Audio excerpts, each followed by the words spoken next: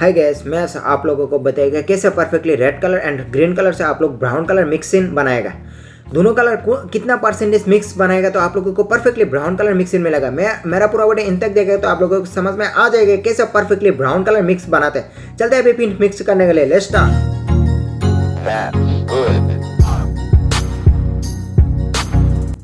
Hi guys, मैं आप लोगों को दिखाएगा कैसे परफेक्टली आप लोग ब्राउन कलर मिक्स करेगा नोबल ग्रीन एंड रेड कलर से। ओके, दोनों कलर से आप लोग कैसे परफेक्टली ब्राउन कलर मिक्स करेगा, मैं आप लोगों को मिक्स इन करके दिखाएगा। ओके,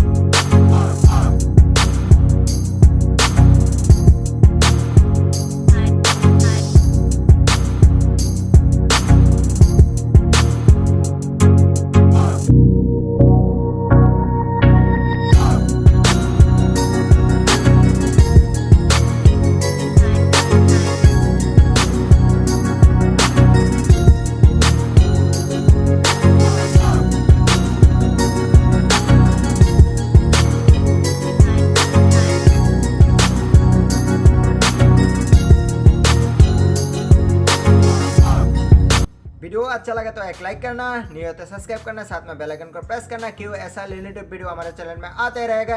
अल्लाह हाफिज।